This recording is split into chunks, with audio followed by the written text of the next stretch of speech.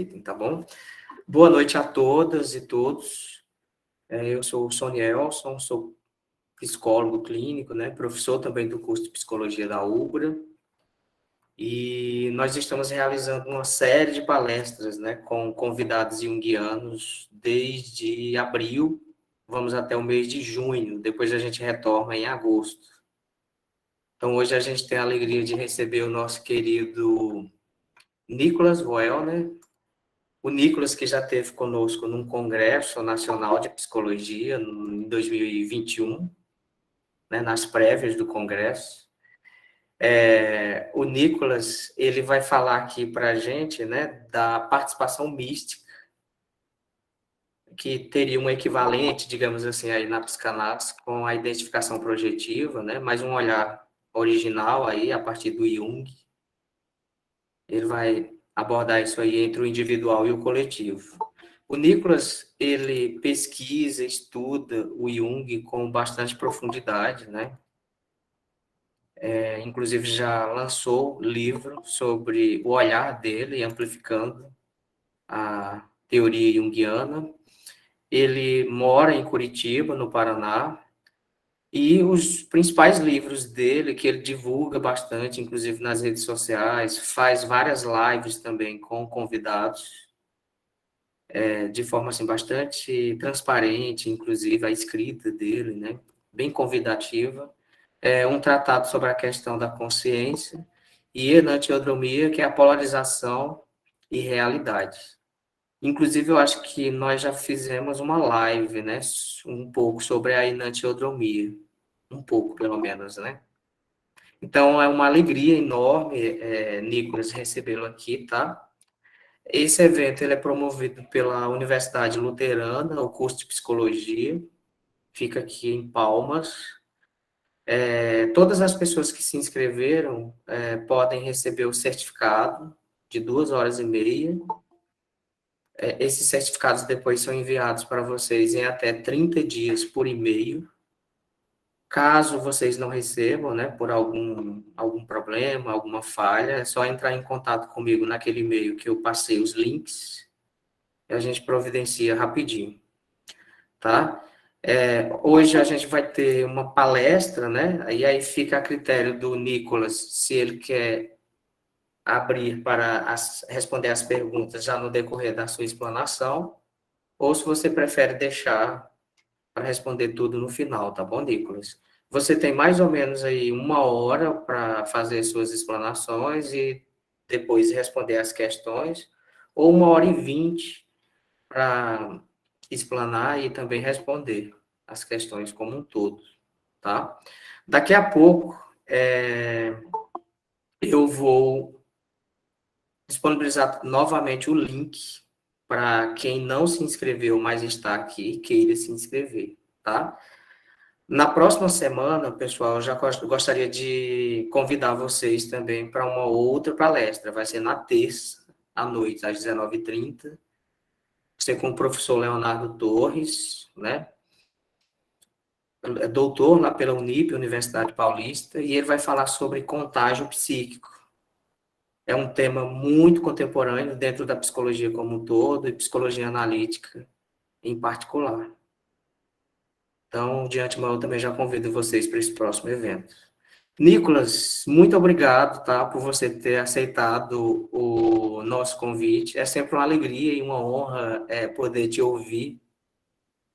Eu acho que você colabora muito com a comunidade junguiana a partir das suas amplificações.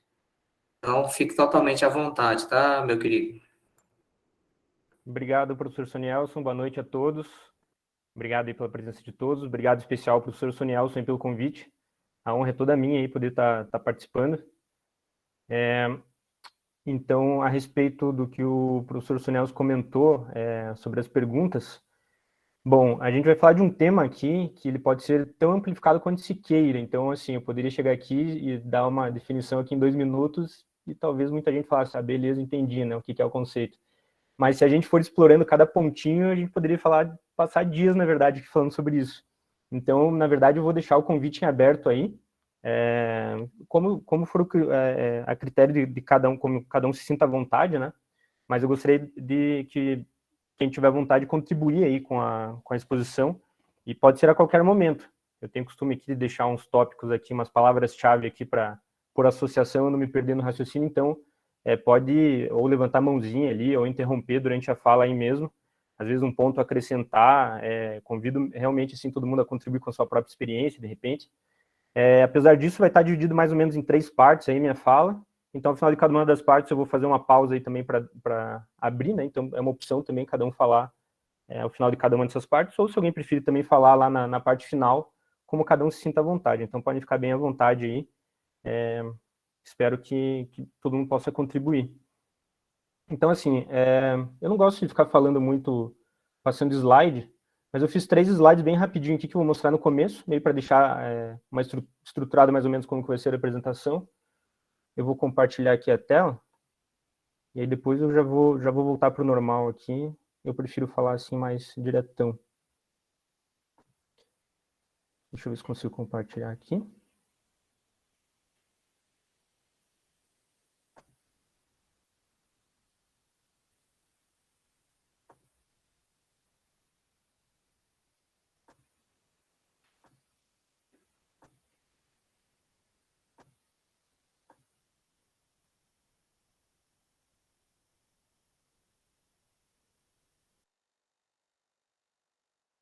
E se deu certo.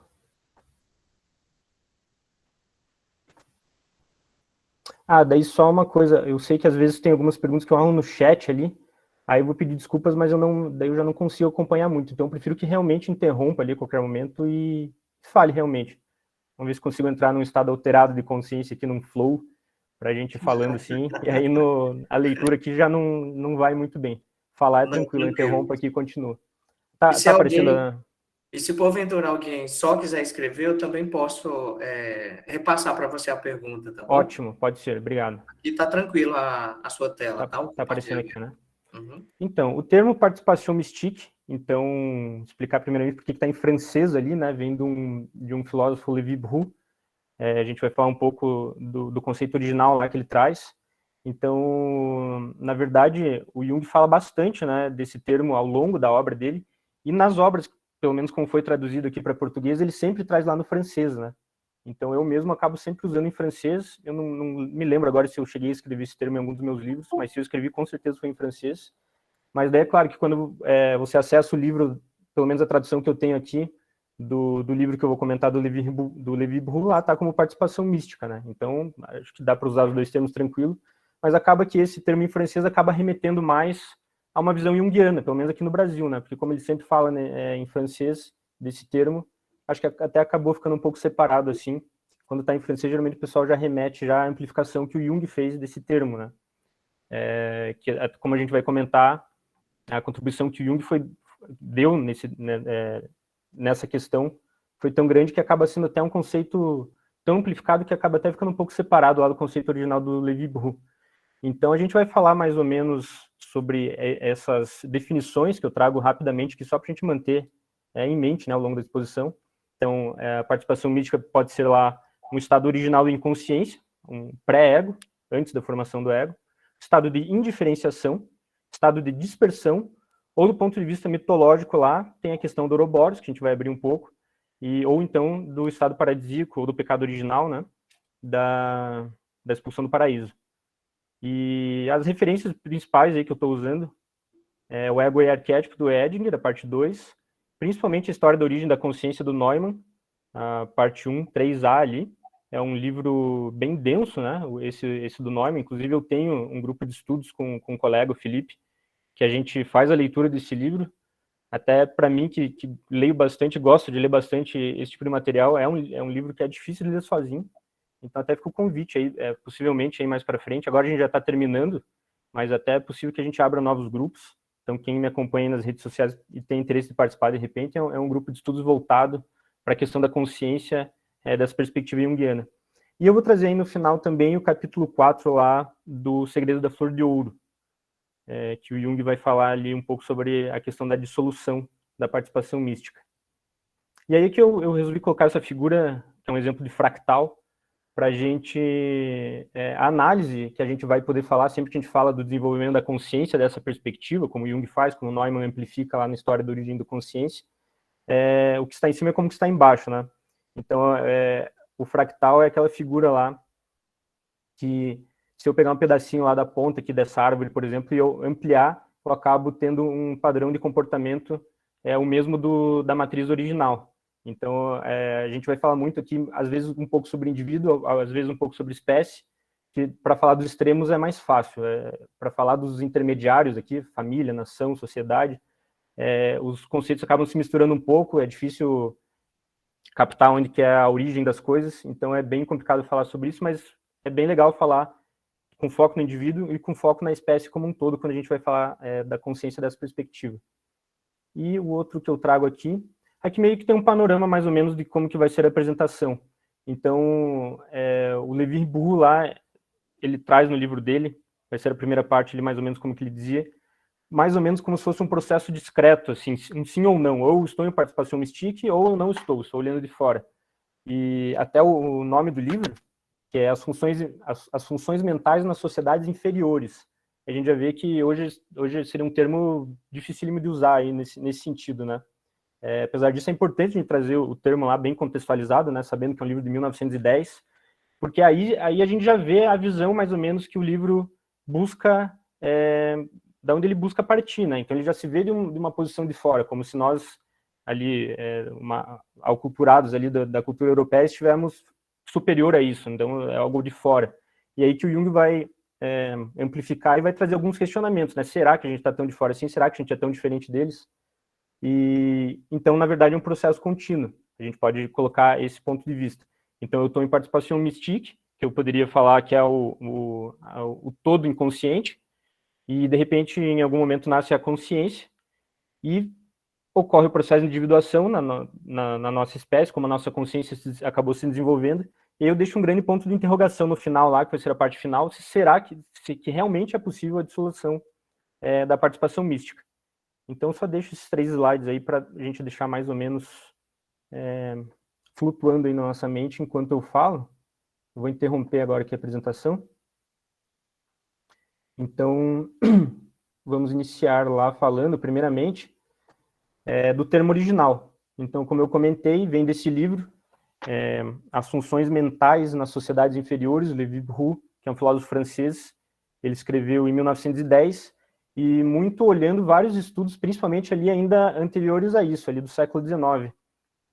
Pelo que eu me lembro ali, mais ou menos ali da metade do século XIX, tem um monte de estudo ali, 1845, por aí, mais ou menos alguns estudos antropológicos, e que inclusive o próprio Levi-Bourdieu traz lá um alerta, assim, né, como dizendo assim, ó, a gente tem que olhar logo essas sociedades, porque essas comunidades estavam sendo descobertas ao longo do globo, ao redor do globo, e ele meio que traz esse aviso, ó, vamos olhar logo para isso, porque pode ser uma oportunidade que a gente não vai mais ter, né? E talvez ele falasse até em termos de extinção realmente, mas não só por isso.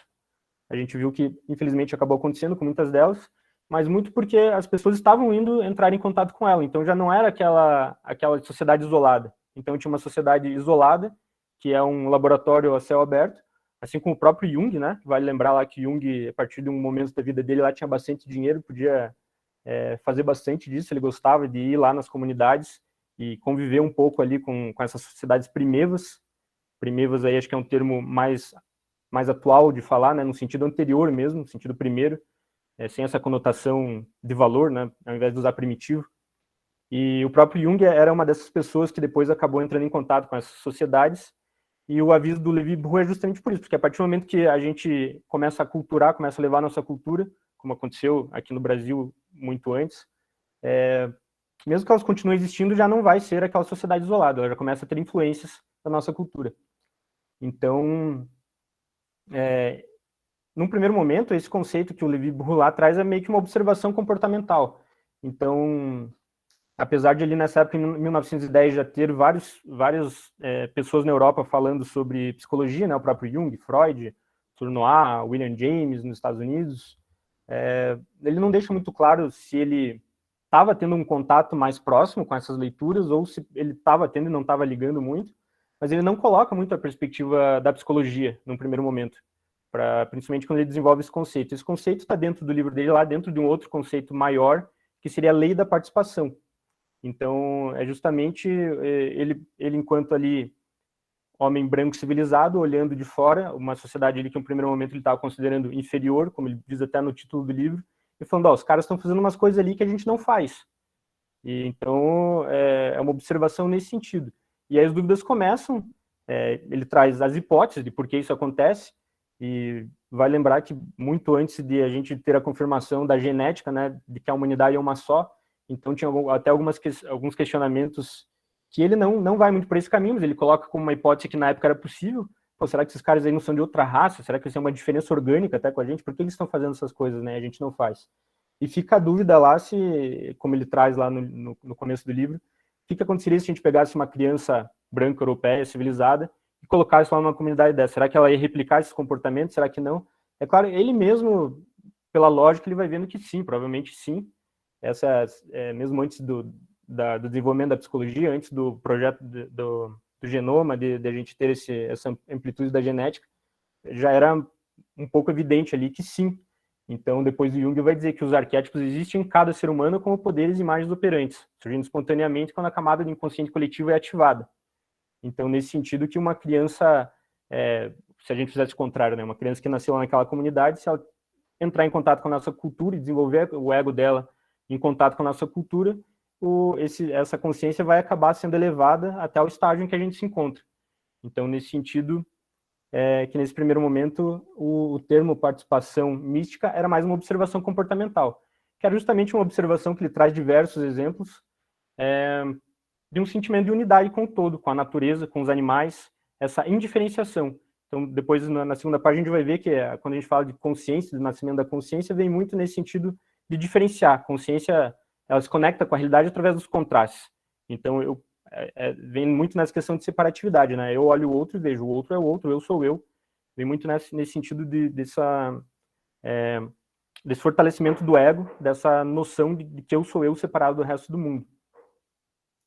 Então, ele traz lá a hipótese da filosofia natural, que seria mais ou menos nesse sentido de que sociedades isoladas acabam começando a pensar sobre onde estão e o que estão fazendo no mundo e quem são elas, mais ou menos por meio das mesmas bases, ainda que estejam isoladas, cada uma num canto do globo, a gente acaba observando lá que as sociedades avançam primeiro olhando numa questão meio anímica, né, do animismo, depois do totemismo, e a gente não vai ter tempo de entrar em cada um desses pontos, é lógico, mas a hipótese que acaba ficando mais em mente é essa, de uma filosofia natural, de qualquer sociedade que seja colocada, se a gente isolar 50 bebês agora e jogar no meio do mato lá e ver o que vai acontecer com eles, se a gente pudesse fazer isso, inclusive no sentido temporal, de ver as próximas gerações, para onde que isso vai, a gente vai ver que esse sentimento filosófico até de questionamento acaba se desenvolvendo mais ou menos parecido, arquetipicamente.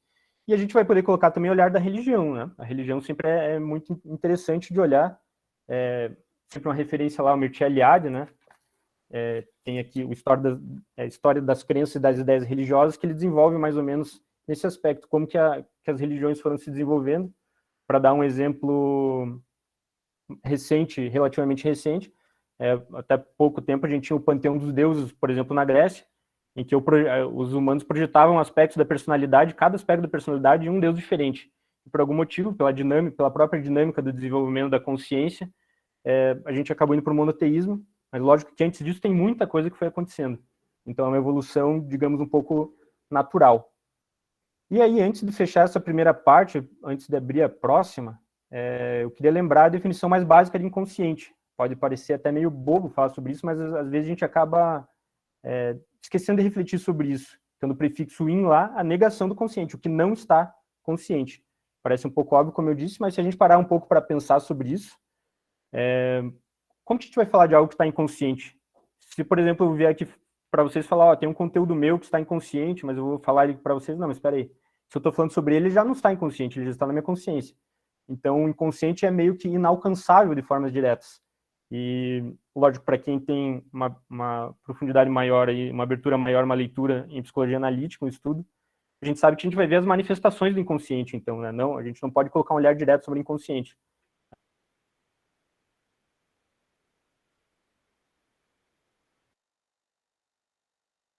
O que me chamou a atenção na época que eu li lá o livro, porque ele falava lá, ó, tem uma comunidade no norte do Brasil, que eu não vou lembrar o nome, e que os caras, eles acham que são araras. Eles são unos com araras. E é meio louco, né? Você pensar assim, não, espera aí. E é interessante que os antropólogos, estudiosos que foram entrar em contato com eles, com intérpretes e tal, eles não tinham uma abertura para conversar sobre isso, justamente porque era um comportamento inconsciente, era uma projeção inconsciente. Então a gente vai lembrar depois, quando a gente for falar mais dos termos psicológicos, que tudo que está inconsciente tende-se a projetar. E o próprio Jung traz lá, se não me engano, a natureza da psique, acho que na energia psíquica também ele cita, um caso lá que ele foi numa comunidade africana e ele observou que nessa comunidade tinha um costume, um ritual, de que toda manhã eles cuspiam nas mãos e colocavam as mãos em direção ao nascer do sol. E o Jung começou a questionar eles, sol é Deus para vocês? E a mesma coisa, o mesmo olhar preconceituoso que alguém de uma outra cultura olhava, pô, os caras são meio loucos, os caras olhavam pro Jung e falavam, pô, esse cara é meio louco, não tem noção nenhuma da realidade. Porque, justamente, por eles estarem projetando conteúdos inconscientes, eles não, para eles é difícil falar sobre aquilo. Para eles a realidade é aquela. Então é uma reflexão que eu acho que pode ser a reflexão principal aí dessa nossa conversa, de que pode ser que todo mundo aqui assista tudo isso, entenda os conceitos, e pense sobre isso e pense, não, eu não faço isso, eu não projeto, eu não estou em participação mística com nada. E isso não quer dizer nada, porque justamente, se alguém tiver nesse estado, é um estado inconsciente. Se você estiver falando, né, eu acho que eu faço isso, provavelmente já é uma outra coisa, porque se está consciente, se está na tua consciência, está podendo falar sobre isso, já não está inconsciente. E o conceito parte desse pressuposto, uma identificação inconsciente. Então, essa é uma reflexão que, lógico, quem é psicólogo, quem é psicoterapeuta ou quem já esteve do outro lado como cliente, sabe que na psicologia analítica é um dos trabalhos aí da psicoterapia a gente olhar para essas projeções. Então, alguém que está de fora pode colocar um olhar sobre as manifestações do nosso inconsciente e amplificar isso mais do que nós próprios poderíamos e meio que pegar pela mão e falar, ó, talvez você esteja projetando aqui, né? Eu até aproveito para lembrar que eu não sou psicólogo, nem psicoterapeuta, nem analista, eu sou apenas um teórico, né? E, inclusive, até deixo aberto espaço aí para quem tem experiência da clínica, quiser compartilhar alguma vivência, alguma coisa assim. Mas, por outro lado, eu tenho minha experiência como cliente e já passei por isso. Acho que talvez deva ser muito comum, né, na clínica da psicologia analítica. De repente, ali, chega em um ponto da análise que a minha psicoterapeuta falou, não, mas vamos olhar aqui, né? Olha o que esses sonhos estão querendo dizer, olha esses teus comportamentos, talvez você esteja projetando alguma coisa. E eu aproveito também para desdobrar, então, esse conceito em duas partes. Você pode olhar a participação mística como uma coisa que é uma indiferenciação total, ou seja, a gente com certeza não está nisso, a gente tem um ego bem fortalecido na nossa cultura.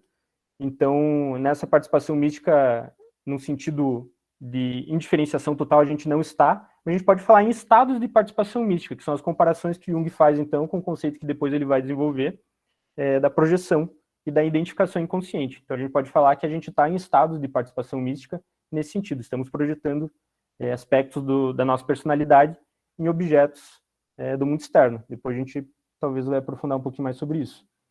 Então, acho que essa encerra a primeira parte. Deixo aberto aí se alguém quiser fazer alguma contribuição, senão a gente segue.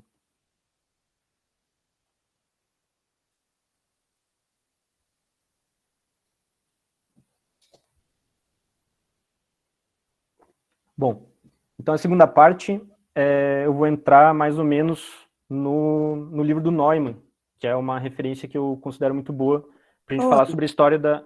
Desculpe, alguém falou algo? Sou eu, a Renata. Diga, Renata.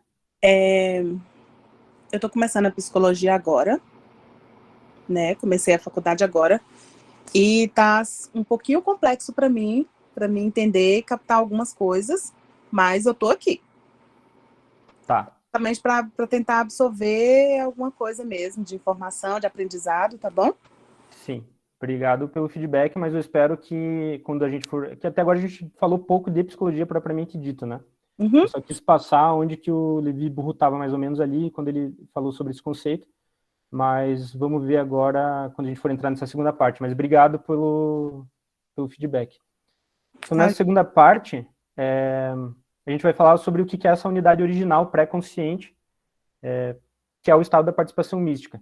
Então, um primeiro conceito importante lá, que Jung vai acabar se diferenciando de algumas outras teorias, é que o consciente nasce do inconsciente. O inconsciente é a matriz original da onde submerge a consciência. E aí a gente vai poder colocar esse olhar, como eu comentei lá no começo, tanto dentro da espécie quanto dentro do indivíduo. Então, a gente pode olhar e, conceitualmente, talvez não seja 0% e nada 100%, mas em termos conceituais a gente pode ver que uma criança que acabou de nascer, um recém-nascido, estaria com esse ego em formação, ou seja, ainda estaria inconsciente, ainda estaria em participação mística. Ela não sabe que ela é ela, né? Uma entidade separada do resto do mundo.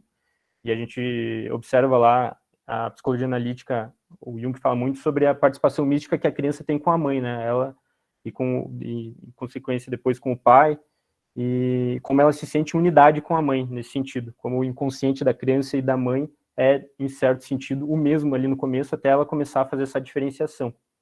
Então, o Neumann, nesse livro aqui, ele separa mais ou menos o desenvolvimento da consciência em algumas partes. Ele, na verdade, ele traz o livro ele é dividido em dois. Ele fala do ponto de vista mitológico, que é sempre interessante olhar do ponto de vista mitológico como que a consciência nasce, e de um ponto de vista mais diretamente psicológico. Mas falando da parte mitológica, ele divide ali inicialmente em três partes: o mito da criação, o mito do herói, o mito da transformação. E no mito da criação, ele divide em três também, que é o Ouroboros, que é o que a gente vai comentar um pouco, a grande mãe e o ego sob o domínio da Ouroboros, e depois a separação dos pais primordiais. Tudo isso pode parecer bem complicado, mas e é realmente, na verdade, né? Não são coisas simples, mas a gente vai tentar falar principalmente sobre a Ouroboros, que é essa condição inicial pré-consciente. Então, Ouroboros, até podia ter colocado nos slides lá, mas quem não conhece pode dar uma pesquisada aí rápida, é aquele símbolo da serpente mordendo a própria cauda. Então, eu vi ali, acabei me distraindo com o chat ali. Se alguém quiser, até eu posso compartilhar esses slides aí depois que tem as referências, né? Mas qualquer coisa ali a gente vai conversando. Eu vi que pediu na referência ali do livro. Então, esse símbolo, como todo símbolo, mas esse em particular é um símbolo bem complexo, que pode ser desdobrado ali em vários significados, mas aqui nessa perspectiva é o símbolo da origem, o redondo perfeito, que contém em si os opostos. Então, acho que talvez essa última parte que contém em si os opostos seja a melhor parte de exemplificar por que a serpente está mordendo a própria cauda. Então, a gente vai ver que a consciência nasce no sentido de diferenciação. A gente vai ver que um símbolo ele contém os dois opostos unidos e a consciência vem polarizando as coisas, né? Então, eu consigo tomar consciência de um ponto preto desde que ele esteja, por exemplo, no anteparo branco. Se eu tiver um ponto preto num anteparo preto, eu não tomo consciência dele, eu preciso do contraste. Então, a consciência ela se conecta com a realidade a partir da quebra desses opostos. Então, eu me conecto com a realidade, nós nos conectamos aqui a partir do ego, através desses opostos. Nicolas, Diga. tem duas perguntas. Eu não sei se você prefere agora ou mais para frente. Pode ser agora. Tá, então a Ana Carolina, ela disse que gostaria de ouvir mais sobre o inconsciente compartilhado da mãe e o recém-nascido, RN. Recém-nascido, ok. E o Pedro pergunta se nós estamos com dificuldade na contemporaneidade de fazer esta quebra, tendo em vista que a gente tem como ele escreveu aqui? Uma quantidade enorme de jovens que não querem sair de casa. Se tem alguma relação. Excelente pergunta. Essa última eu vou pedir que me lembre mais para frente, para a gente ver se a gente desenvolve um pouco mais até chegar na contemporaneidade, mas é uma pergunta bem interessante. E essa questão que a Ana Carolina colocou ali, bom, muita coisa pode ser falado sobre isso, né? Mas eu vou dar um exemplo para a gente tentar entender o que a gente quer dizer, né? Quando a gente fala desse nascimento do ego por exemplo, ali, a partir do indivíduo, colocando o olhar no indivíduo, né, de um recém-nascido. Então, eu tenho um exemplo prático na minha família, bem recente, eu ganhei uma sobrinha, filha do meu irmão, ela nasceu, acho que hoje está fazendo 12 ou 13 dias, nasceu 30 de abril, e é um exemplo até que eu já tinha pensado em dar aqui, então a gente pode até amplificar esse exemplo para falar um pouco sobre isso. Então, a gente supõe lá que ela está totalmente inconsciente, embora talvez não seja exatamente assim no 0%, né? Nada é muito nos extremos. Mas conceitualmente a gente pode, só como exemplo, né? Então, a primeira vez que eu a vi, logo que eu fui visitar ela, quando ela nasceu, ela estava de olho fechado, ainda ela não me viu. E hoje pela manhã, foi a primeira vez que eu tive contato com ela, que ela me olhou, né? Ela estava de olho aberto e a gente ficou ali frente a frente. E a gente poderia colocar a pergunta, será que ela me viu?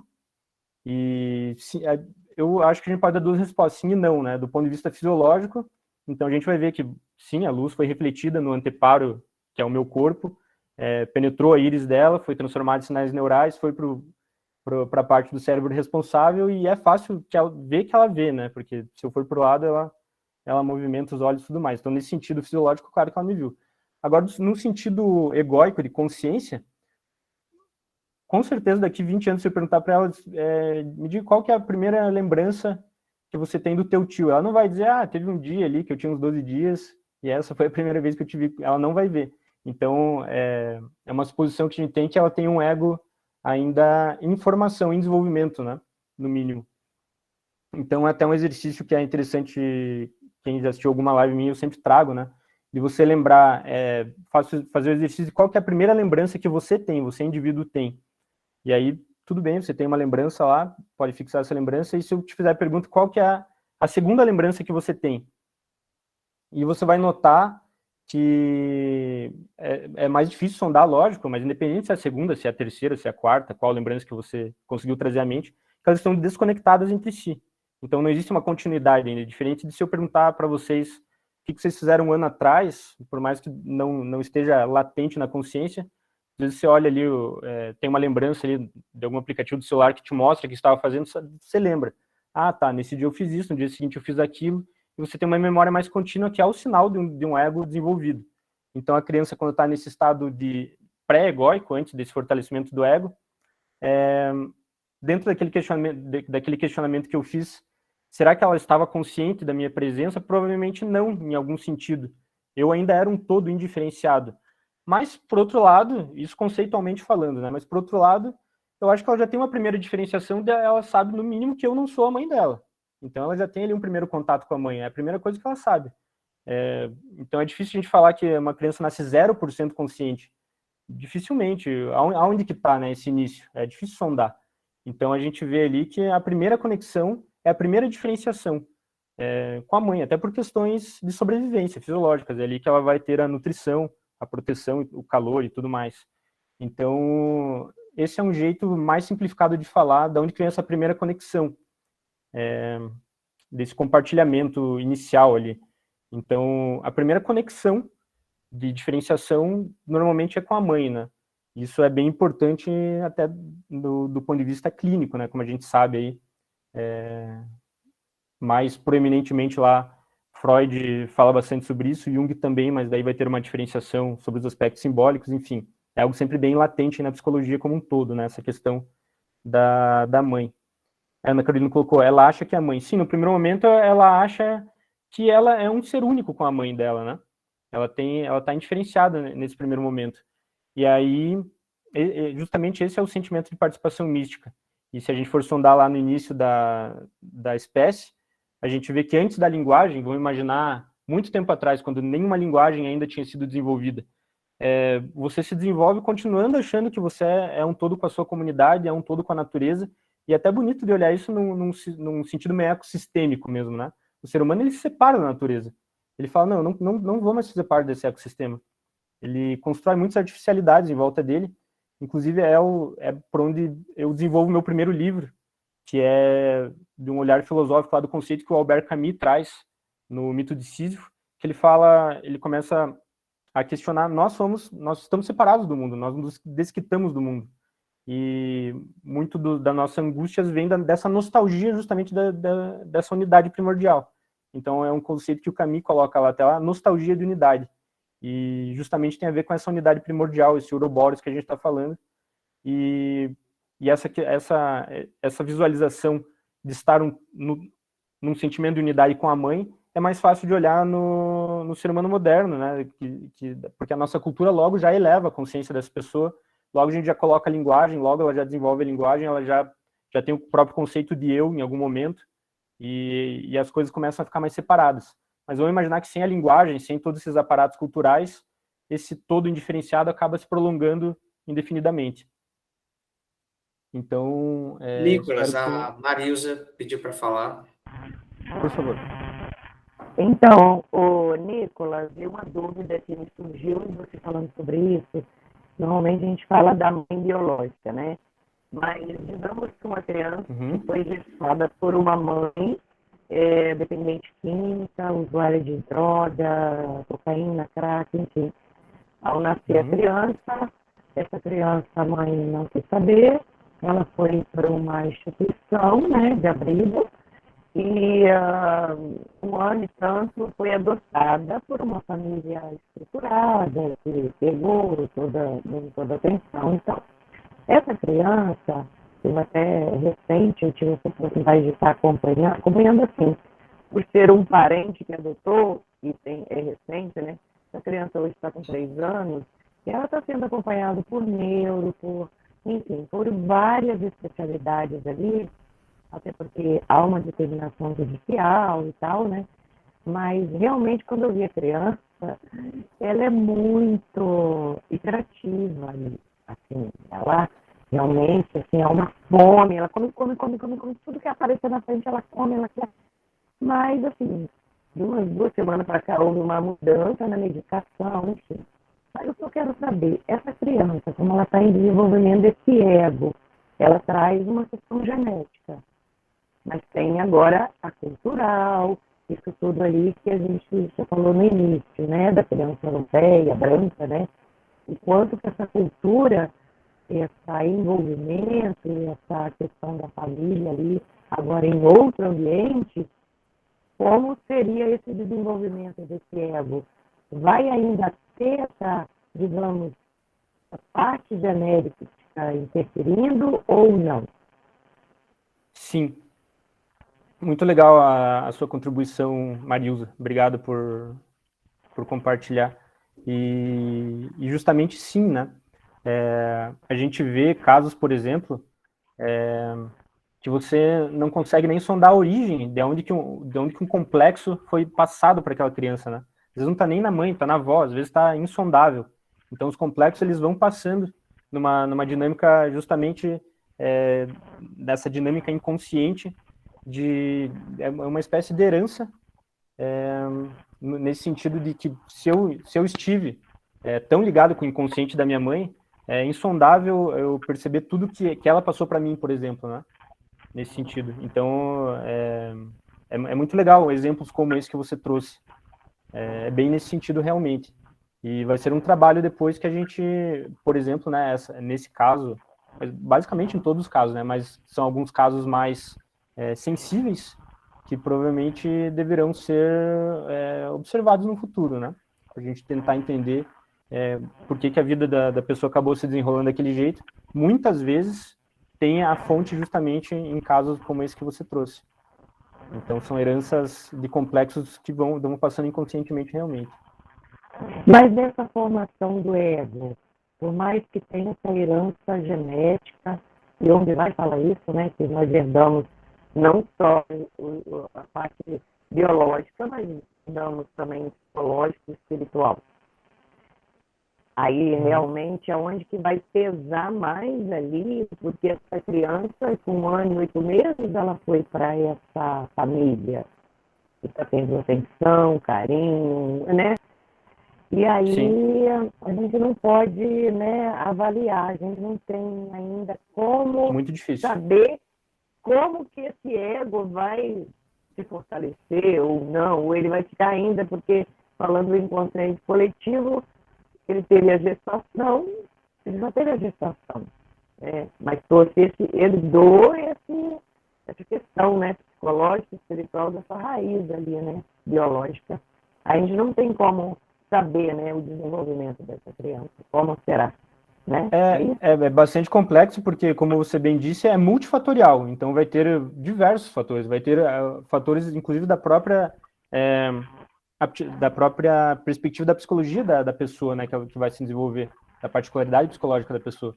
Então, vai ter a camada do indivíduo, vai ter a camada dos pais, vai ter a camada da sociedade, da cultura, do tempo que a gente está vivendo. Então, vai ter a camada ancestral de onde qual a origem. E claro que cada fator vai ser mais ou menos importante, mas eles estão todos ali. Então, é difícil a gente pegar um fator separado e fazer uma análise mais profunda. Alguns fatores a gente são os que estão mais próximos, né? Por exemplo, essa relação filho e mãe.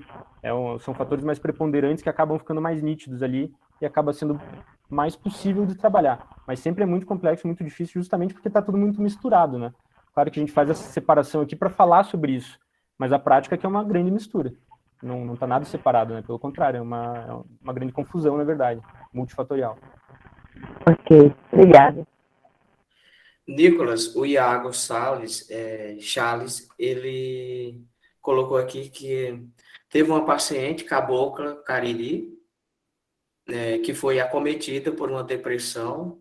É uma das primeiras coisas que ela relatou para ele, né, na clínica, né, no SET, foi que ela todo dia, quando acordava, costumava ir falar com as plantas, né, dela, e todas elas respondiam. E depois que a depressão veio, relatou que não conseguia mais falar com elas, e quando falava, elas não respondiam.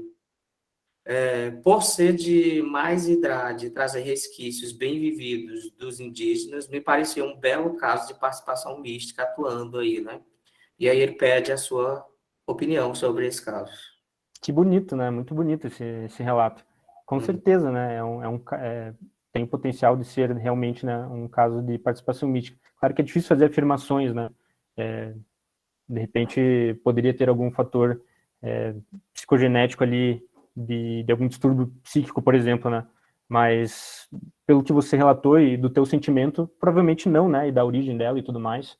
Então, é difícil afirmar 100%, mas eu confio na tua percepção, no teu sentimento, né? Provavelmente foi isso mesmo que aconteceu, né? E aí é um caso de a gente vai chamar isso de inferior?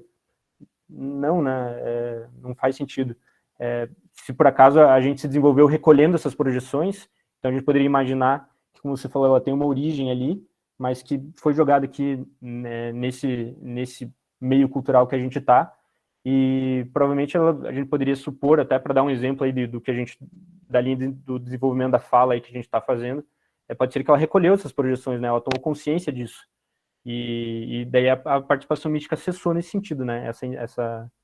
Essa projeção inconsciente.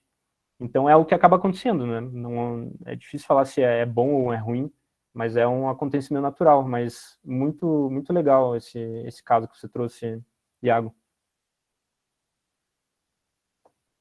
Permite uma observação, Nicolas? Sim, Sérgio, por favor. Na clínica, essa situação, por exemplo, a primeira coisa que o terapeuta deveria fazer e deve fazer, sem querer ensinar o Padre Nosso ao vicário, é acolher a crença dela. Uhum. O primeiro aspecto é o acolhimento daquela colocação feita, não ao contradito. É só uma observação. Ótimo, ótimo, muito obrigado. Exatamente, né? A partir do pressuposto de que é realmente aquilo que está acontecendo, né? Antes de ter um preconceito sobre qualquer coisa. Muito obrigado. Bom, deixa eu ver aqui onde que a gente estava. Então, falando um pouco sobre essa origem, né? Então, como eu falei lá, é difícil falar da origem da consciência. É difícil falar, por exemplo, que a minha sobrinha recém-nascida ali, ela nasceu 0% consciente. Talvez não seja exatamente assim. E aí, se a gente for sondar, olhando no macro, na espécie, onde que nasceu a consciência? Será que foi no Homo sapiens? Será que foi em algum hominídeo anterior? Ou será que foram nos mamíferos? E nesse sentido, em 2015, uma comunidade de neurocientistas publicou um documento lá, o Philip Lowe, se não me engano o nome do neurocientista, que era o chefe dessa equipe, que dos conhecimentos da neurociência que a gente tem agora, eles afirmam que diversos mamíferos, pelo menos diversos mamíferos, são conscientes em algum nível. Então é muito mais um espectro do que falar entre inconsciente e consciente, é muito mais um espectro justamente nesse sentido de expansão da consciência. Pode falar em menos consciente ou mais consciente. Então, aí só uma curiosidade, né? Se a gente fosse tentar sondar essa origem, é insondável, mas a própria neurociência vem nos dar essa base aí de que, bom, quem tem cachorro, gato em casa aí, talvez tenha uma experiência prática e compartilhe desse sentimento, né? Que os animais não são tão inconscientes assim, como a gente vinha lá de um desenvolvimento científico um pouco com conceito um pouco defasado nesse sentido, né? Sobre nós nos considerarmos bem separadinhos, assim, né? Nós somos racionais e todo o resto é irracional. Talvez um espectro muito mais contínuo. Esse era um ponto. E um outro ponto, daí falando desse desenvolvimento da consciência, tem aquela imagem que o Jung sempre traz sobre ilhas, né? Então é como se o inconsciente fosse um todo oceânico, por exemplo, e aos pouquinhos vão pipocando alguns complexos, que seriam algumas pequenas ilhas, que vai muito naquele sentido daquele exemplo que eu dei, que está tudo muito distante, não tem nada muito contínuo, e até que algum desses complexos vão se aglomerando em algo que vai começando a se parecer com um continente, e esse complexo acaba se tornando o complexo do ego, acaba se tornando um grande continente, e apesar disso, muitos outros pedacinhos de ilha acabam ficando para fora, né? Então tem muita coisa que ainda são outros complexos descolados desse grande complexo chamado ego, e muita coisa está inconsciente, muita coisa, né, nessa imagem do planeta ali, muitas ilhas ainda estão por se formar, então essa imagem pode ajudar também para a gente olhar, né, sobre essa questão do nascimento da consciência. Então é a partir daí que vem o conceito de projeções, que vai estar bem ligado aí com o conceito que a gente está analisando aí da participação mística. Então tudo que está inconsciente tende a possuir uma tendência, então, de ser projetado no mundo exterior. Então, na verdade, as projeções acabam sendo naturais, da dinâmica da nossa psique realmente, e a gente pode até colocar de novo lá, trazer um olhar do ponto de vista da evolução das religiões, e Jung traz lá, né, o que é o fenômeno religioso no ponto de vista psíquico, é justamente uma observação conscienciosa sobre os conteúdos que estão inconscientes. Então, o Edinger depois vai trazer a contribuição aqui no ego e arquétipo, que eu estou usando como referência também, que provavelmente o próprio mito cristão vai falar muito sobre isso, sobre ser esse recolhimento das projeções. O Edinger vai até um pouco além e fala essa hipótese de que foi Cristo que formulou o conceito de projeção. Ele traz lá aquele lá do Mateus 7,3, que é bem famoso, porque reparas no argueiro do olho do teu irmão sem jamais pensares na trave que está em seu próprio olho. Então, na leitura do Edinger, ele já está falando aí sobre projeções e está nos atentando sobre essa dinâmica do fortalecimento do ego a partir do recolhimento dessas projeções. E em Mateus 10:34, lá também ele traz aquela passagem que no primeiro momento pode parecer estranha, mas se a gente colocar esse olhar, que é assim, não vim trazer paz, mas espada, pois vim para opor o homem ao pai, a filha à mãe e a nora à sogra, e os inimigos de um homem serão seus próprios familiares. Então a gente pode, num primeiro momento, a gente olha para isso e fala, nossa, como assim, né? Jesus está falando que os meus familiares são meus inimigos. A gente colocar um ponto de vista dessa dinâmica do desenvolvimento do ego, desse recolhimento de projeções, a gente vai ver que podem se tornar os nossos piores inimigos se a gente não se desenvolver fazendo o recolhimento correto das projeções, né? Então, um caso típico lá de que eu nasci projetando muita coisa na minha mãe, mas o desenvolvimento mais natural seria eu recolher essa imagem que eu projetei nela e integrar na minha personalidade. E não eu tirar dela e colocar, por exemplo, o caso lá de uma pessoa que... E o inverso é válido, né, do gênero. Só estou dando um exemplo mais pontual. De a pessoa retirar essa projeção da mãe e colocar na esposa, por exemplo, né? Então, nesse sentido, a gente poderia falar aí que alguns problemas podem decorrer disso, né? E a gente começa a entender que se a hipótese do Edinger estiver certa, né, que Cristo falava sobre projeções, fica um pouco mais palatável, né? Que os familiares podem ser seus próprios inimigos, né? E eu lembro também aí, é inevitável lembrar do Bhagavad Gita também, né? Que também pode ser colocado um olhar ali do ego, na figura do Arjuna, conversando com o Krishna, que é a figura do seu eu total, do self. Aí também acho que é a primeira vez nas palestras que eu usei esse termo, né, o self.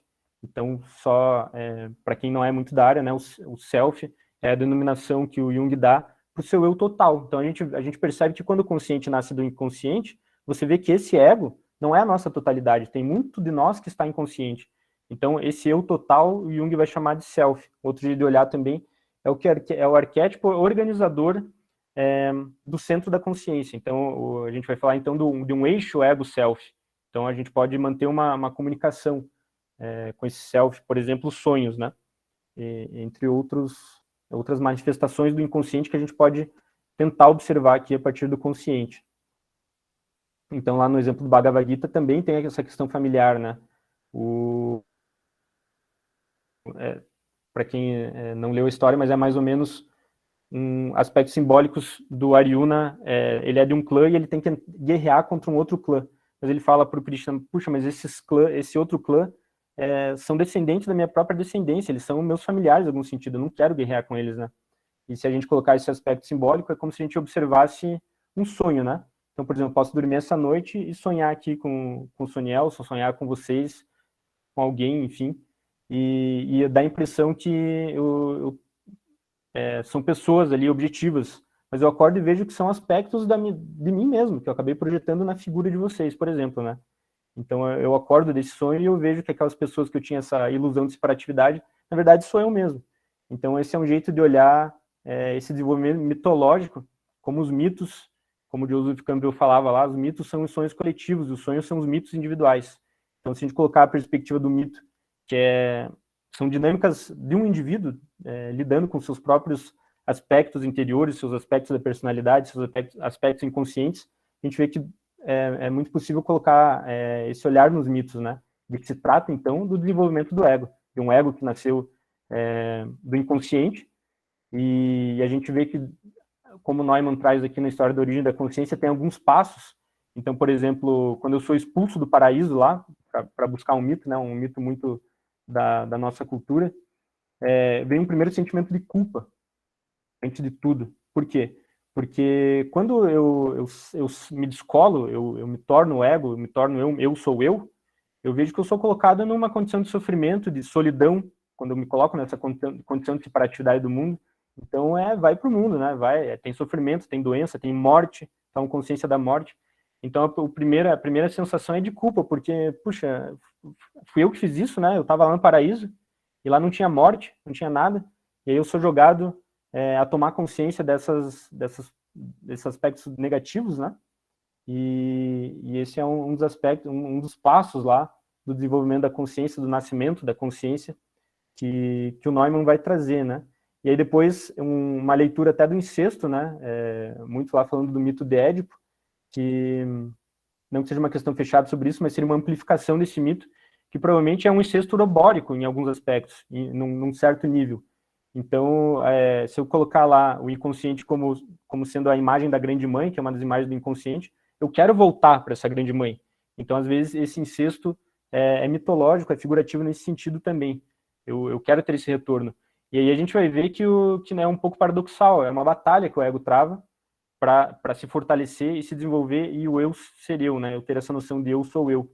Porque, num primeiro momento, ele está naquela posição de conforto, mas ele sai e depois que ele vê que o desenvolvimento, que a flecha natural do desenvolvimento da consciência é para longe, e ele nota que ele não pode, ao mesmo tempo, acabar se distanciando demais.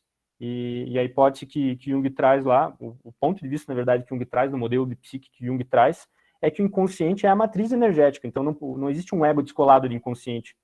Existe uma certa separação, mas não tanto. Então, é esse paradoxo entre não ser dominado de novo por essa grande mãe, por esse inconsciente, mas ao mesmo tempo não sair correndo e me desconectar, que são os extremos, nenhum extremo aí é saudável nesse sentido. Então, o ego acaba se colocando nessa posição um pouco paradoxal. E aí, eu acho que já é suficiente, Sonielson, por enquanto aí. Vamos ver se tem alguma dúvida. Tem duas perguntas. O Demétrios perguntou se quando há a percepção imediata ali, né, da participação mística pelo ego, se essa participação ela se dissolve, né, no recolhimento, se é basicamente isso que ocorre. Boa pergunta. Tem aquela questão que eu não sei se já foi respondida, do Pedro, sobre a geração floco de neve, a geração canguru, né? Uhum. E a Marilza, ela pergunta se nós podemos também receber a projeção do outro, né? da família, e especialmente de fenômenos políticos, né? Ela Dos cita até o ismos, né? caso aqui do bolsonarismo. Boa Isso. pergunta também. Eu ainda vou retornar para aquela primeira lá em algum momento, mas antes eu vou falar aqui dessa, se a participação mística deixa de existir. Então, lembra que eu coloquei aquele ponto de interrogação no final lá, né, sobre a dissolução da participação mística.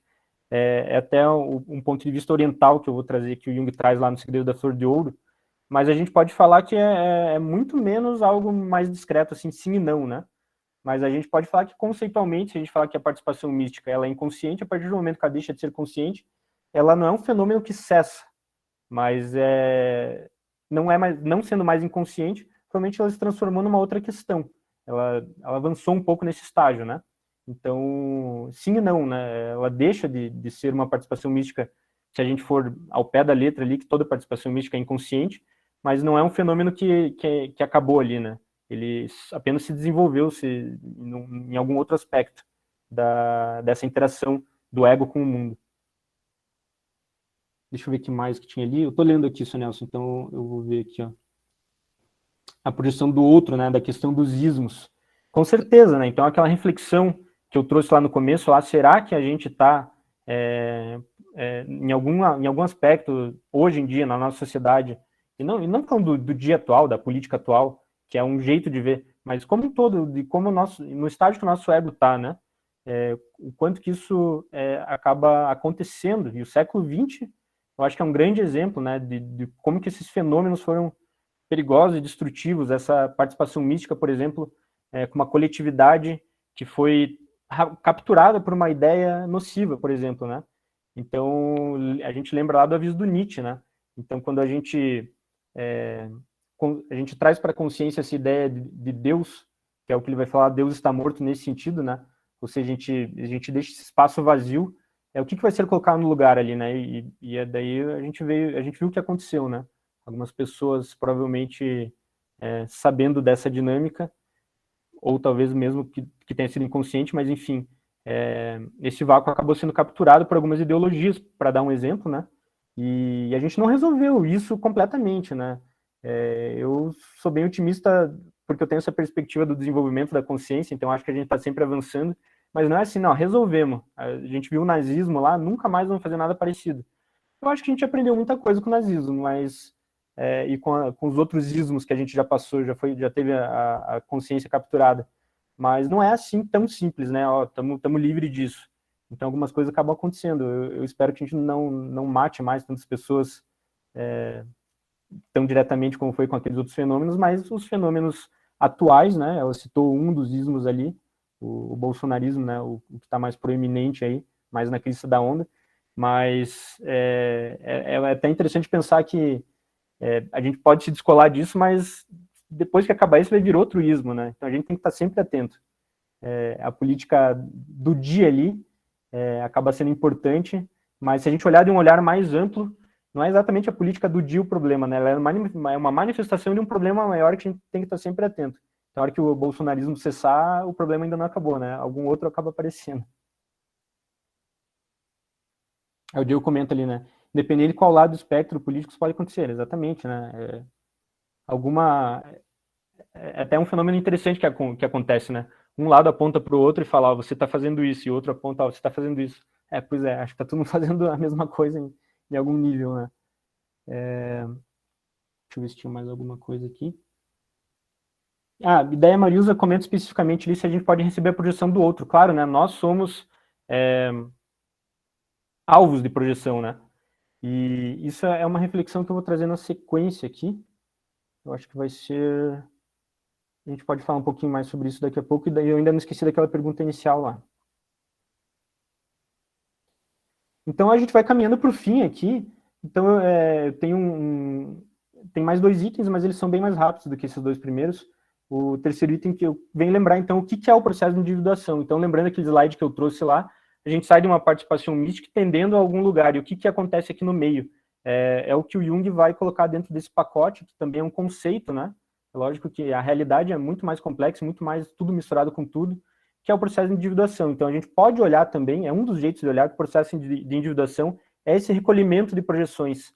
E dentro dessa pergunta que a Mariusa trouxe, acho que cabe bem esse exemplo que eu pensei em dar aqui também, que o processo de individuação, ele não é uma individualidade, um individualismo, conforme algumas leituras superficiais às vezes podem notar, né? Nossa, Jung está falando sobre ser indivíduo, ele quer ser um individualista. A gente pode fazer um exercício de, por exemplo, se eu olhar algum de vocês aqui agora e eu estiver num estágio de participação mística, um estágio que eu estou projetando algum aspecto inconsciente meu, algum aspecto da minha personalidade nessa pessoa, na verdade, esse estágio que eu estou comentando, que é interior, a tomada de consciência, ele é bem individualista, porque eu não estou olhando objetivamente essa pessoa. Então, vou dar o exemplo do Sonielson aqui. Se eu estiver olhando para o Sonielson, mas eu posso não estar olhando para ele, eu posso estar projetando alguma coisa em mim, nele. E aí, quanta coisa eu estou perdendo, né?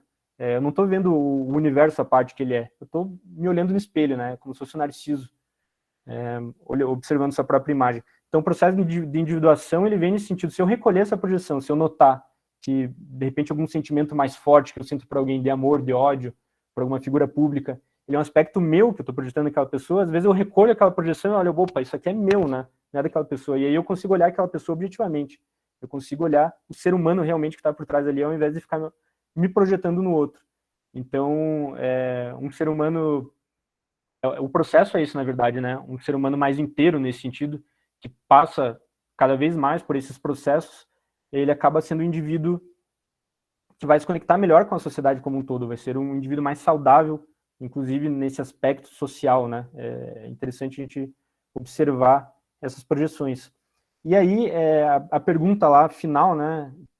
Ainda tem mais um item, mas lembrando lá que eu coloquei aquele ponto de interrogação, tem um momento que a gente cessa as projeções, ou seja, a gente sai completamente de uma chance de estar no estado de participação mística. Bom, nesse modelo de psique que a gente está olhando, que é a teoria junguiana, a gente vai ver que o inconsciente é inesgotável. Então, sempre tem algo inconsciente. E como sempre tem algo no inconsciente, sempre tem algo prestes a se projetar, querendo se projetar. Então, é um processo assintótico, interminável. Eu sou engenheiro de formação, então eu vou aproveitar para usar um conceito só da matemática lá, que é uma curva que tende a algum lugar e nunca chega. Então, por exemplo, se eu tenho num gráfico lá de 0 a 1, eu tenho uma curva que está sempre chegando a 1. Eu passo por 0,5, 0,7, e quando eu chego em 0,9 eu não vou para 1, eu vou para 0,91. Eu estou sempre aumentando, mas eu nunca chego. Então, é um processo interminável, é um jeito de olhar, né? Tem uma meta, no sentido que tem um sentido, a gente observa, mas não tem um final, ele nunca termina. Então, o processo de individuação é um processo interminável, então sempre tem algo a ser observado, sempre tem algo prestes a ser projetado. Então, por isso que fica aquela dúvida ali, daquele ponto de interrogação que eu coloco. Mas, apesar disso, o Jung traz lá, por exemplo, o pensamento oriental, né? Então, eu até recomendo, nesse livrinho aqui, que é um livro pequeno, O Segredo da Flor de Ouro, no capítulo 4, ele tem... esse capítulo 4 aqui tem 4 páginas, e o título dele é A Consciência Desprende-se do Objeto, ou seja, ele fala aqui de um estado de dissolução da participação mística, que é a meta, por exemplo, de alguns dos pensamentos orientais. E fica a dúvida, quem que atingiu? É o estado de iluminação. Quantas pessoas atingem? É possível atingir? E assim como o Edinger traz lá a hipótese, o jeito de olhar, né, o mito cristão, como sendo a fusão entre Jesus e Cristo, ou seja, entre o ego e o self, como se, então, Jesus fosse um exemplo de alguém que se individuou, né, alguém que alcançou essa meta. Então, ficam todas essas reflexões desses modelos, né, que a nossa cultura acaba desenvolvendo, as religiões acabam desenvolvendo, mas possivelmente é uma meta, é difícil falar, né, que alguém vai atingir esse estado. Mas até eu queria ler um trechinho aqui desse livro, que é uma frase, é um trecho, assim, desse capítulo mesmo, que muita gente atribui ao Jung, né, mas na verdade ele fala aqui assim, ó, há pouco tempo eu recebi a carta de uma amiga paciente, descrevendo de um modo simples, mas acertado a transformação necessária. Diz ela, dele abre aspas, do mal muito me veio de bem, conservar a calma, nada reprimir, permanecendo atento e aceitando a realidade, tomando as coisas como são, e não como eu queria que fossem. Tudo isso me trouxe um saber e poderes singulares, como nunca havia imaginado. Sempre pensar que ao aceitar as coisas, elas me dominariam de um modo ou de outro, mas não foi assim. Pois só aceitando as coisas poderemos assumir uma atitude perante elas. E aqui tem um parênteses do Jung, anulação da participação mística. Ele usa exatamente esse termo. Então, Daí ela continua. Agora jogarei o jogo da vida, aceitando aquilo que me trazem o dia e a noite, o bem e o mal, o sol e a sombra, que mudam constantemente. Desta forma, estarei aceitando meu próprio ser, com seu lado positivo e seu lado negativo. Tudo se tornará mais vivo. Como fui tola, eu pretendia forçar todas as coisas segundo minhas ideias. Então é um exemplo bem legal aqui que ele supõe aqui uma anulação da participação mística, embora na prática pode ser um pouco diferente, mas é um exemplo conceitual, né, do que seria essa dissolução da participação mística. Eu deixo para vocês pensarem aí, é aquele grande ponto de interrogação, né, se é possível isso ou não. E aí eu abro aí para mais perguntas.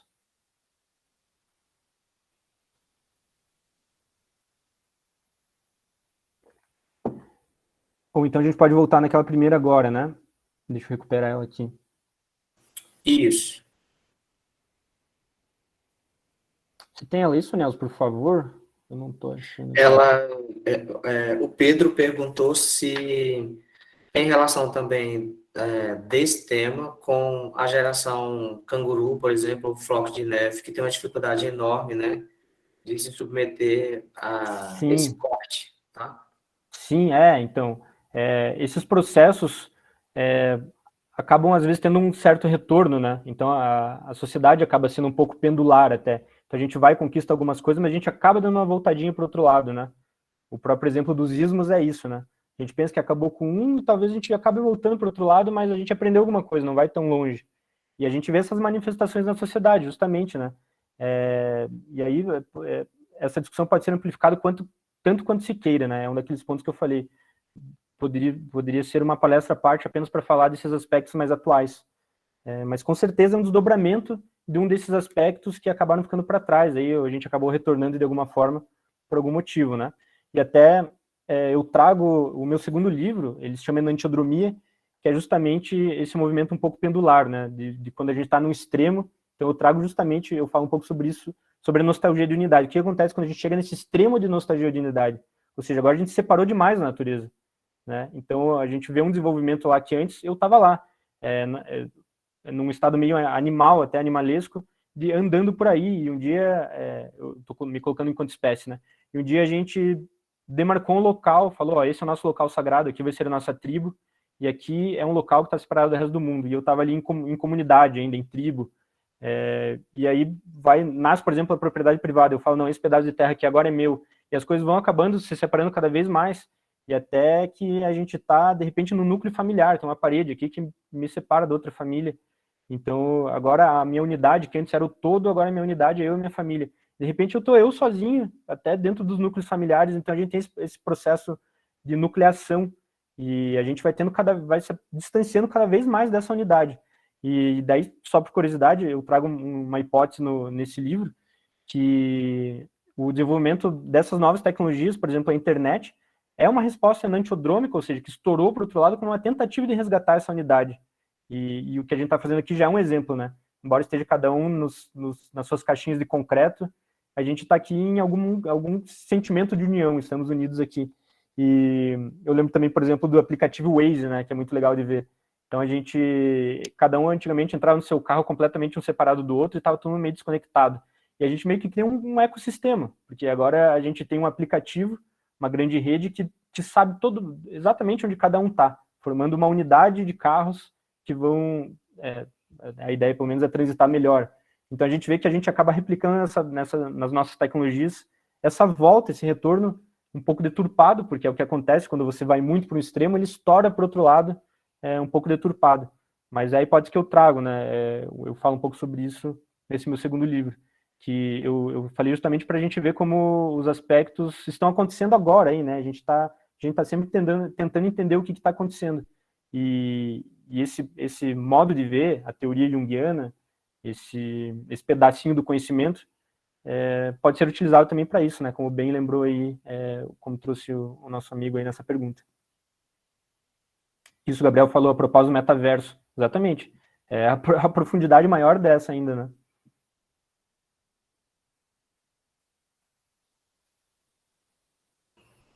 O Bruno também coloca que a medicina chinesa tradicional utiliza muito dessa ideia, né? Eu acho que baseada no taoísmo, né? Provavelmente.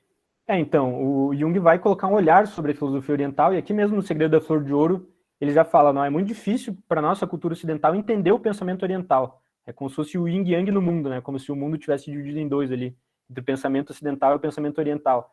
E o pensamento oriental, conforme ele analisa nesse próprio livro que eu recomendo, né, para quem tem esse interesse nas filosofias ocidentais, ele tenta racionalizar as filosofias orientais um pouquinho, que ele fala que é inalcançável, justamente para a gente poder ter um ponto de vista aqui do Ocidente, o que eles fazem lá.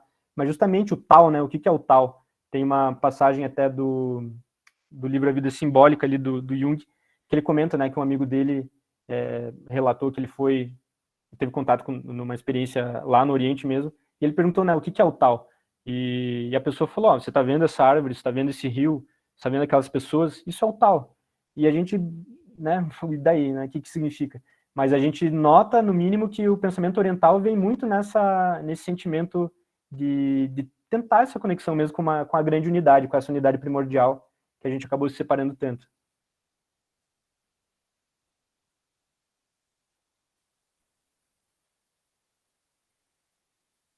Gostei da pergunta do Caio aqui, ó. E o processo de rebaixamento da consciência e regressão, como se relaciona com a participação mystique?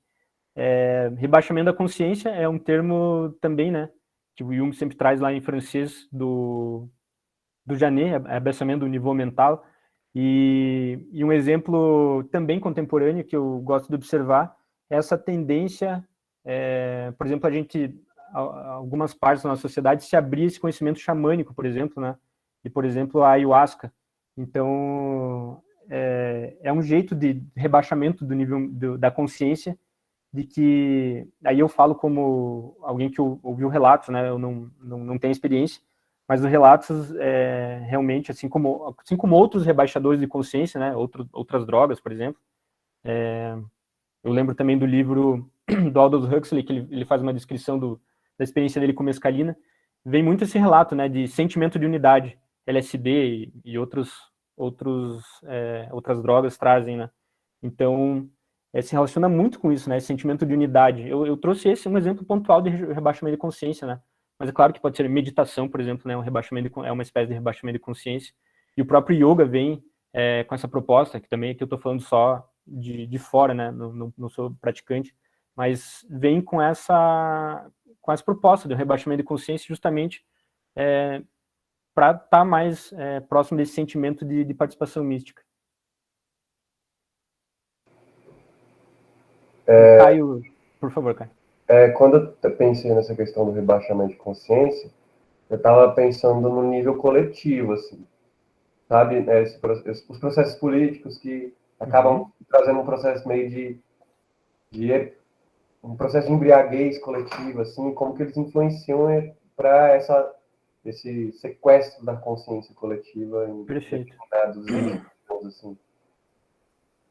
Justamente, Caio, na verdade, eu concordo com o que você falou, eu sei que você fez uma pergunta, mas parece que a pergunta já é a resposta, porque é justamente isso. A gente se acha que a gente tem um ego muito fortalecido, né, principalmente aqui do Ocidente, que tem essa diferenciação, né, esse é um outro aspecto, né, por que os orientais falam sobre matar o ego, enquanto aqui a gente fala em fortalecer o ego, o que acontece de diferente, né?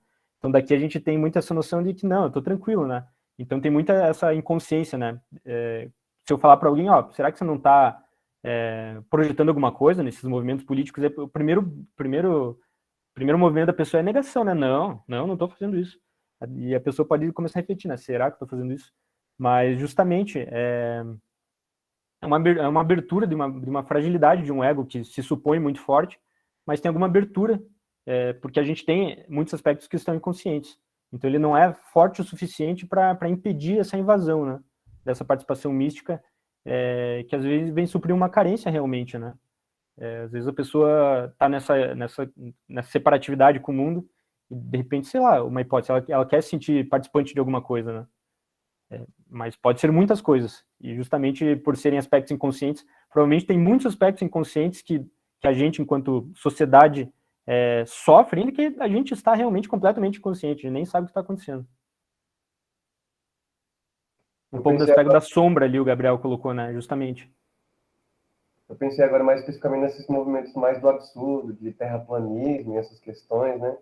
Como um movimento, como um grupo, né? Uma formação de um grupo, onde, assim, existe uma relação de grupo, né? Então, nós aqui temos mesmo sistema de, não sei, crenças ou propostas, e Sim, essa sensação de acolhimento coletivo, isso. né, dentro de um conhecimento comum que está fora da sociedade, sensação, como essa coisa causa um rebaixamento do próprio crivo mesmo, né? Para chegar a Exatamente. acreditar até que a Terra possa ser plana, né? Isso é o que o Jung vai desenvolver lá no volume 10, né? Quem tem interesse nas questões mais sociais, recomendo muito lá o Presente e Futuro, é um livro fininho, mas super denso nesse sentido, né? Que ele vai explicar todos os movimentos sociais do século XX, justamente, exatamente nesse sentido que o Caio comentou. E... Peraí, eu ia comentar alguma coisa que eu esqueci. Mas, por exemplo, né, um exemplo contemporâneo, como os jovens acabam se sentindo capturados por exemplo, torcidas organizadas de futebol, né, uma parte dos jovens. Como você vê que ele está integrado ali, ele vê o outro como inimigo, ele tem esse pertencimento de grupo, para dar um exemplo, né. Um outro conceito que, quando você estava falando, tem aquele conceito um pouco esotérico de egrégora, né. Então, são pensamentos comuns que acabam se compactuando ali, né? Fazendo um grupo à parte ali. Alguém mais? A Ellen, por favor. Ellen Fernandes, eu não sei se foi por engano. Ellen, acho que foi por engano, tá? Uhum. Então é isso, Nicolas. Nós estamos chegando no nosso limite também de tempo que nós havíamos estabelecido, mais ou menos de 1h20, né? Exatamente 1h20 total. Eu não sei se você gostaria de fazer mais alguma consideração. Suniel, só realmente agradecer o convite, para mim é um prazer. Eu sei que você me convidou porque você me acompanha lá e você sabe o quanto que eu gosto desse tema, né? Sim, isso. Então, muito obrigado por essa atenção, por esse convite. Para mim é um prazer enorme mesmo falar sobre isso. E convido quem quiser me acompanhar, quem quiser trocar ideia, principalmente. Eu fiz meu Instagram lá, é Nicolas W com K, mais para divulgar meus livros, mas hoje em dia eu uso mais para conversar com o pessoal mesmo, porque são nesses compartilhamentos que a gente acaba aprendendo, né? Então, eu tinha uma noção de participação mística, que eu já gostava bastante. Quando eu fui preparar essa fala de hoje, por exemplo, com certeza eu já aprendi um monte de coisa, e se a gente for trocando ideias lá, a gente vai continuar aprendendo. Então fica o convite, quem queira me adicionar lá e trocar ideia, eu estou aberto aí a essa interação. E muito obrigado novamente aí, obrigado a todos que acompanharam. Nicolas, eu que agradeço, tá? Em nome da UBRA, do grupo de estudos que nós temos aqui em Palmas, tá? Os acadêmicos de psicologia. Obrigadão mesmo por compartilhar conosco tua pesquisa, até o teu olhar sobre a obra junguiana, tá? E obrigado a todo mundo, né? A gente teve 110 pessoas, então a gente teve mais de 50% dos inscritos participaram hoje à noite. O tema eu acho fantástico, tá? Então, valeu, Nicolas. Sigam o Nicolas lá no Instagram. Ele tem uma produção fantástica lá, tá? De conhecimento da obra junguiana, com as postagens muito legais, muito atrativas, tá? Ele colocou aqui o endereço. E na próxima terça a gente tem a penúltima palestra, né, desse semestre, que é com Leonardo Torres e o Contágio Psíquico. Tá bom, pessoal? Tchau, tchau. Boa noite para todos, todas. Obrigadão, boa noite. Boa noite, Nicolas. Tchau, tchau.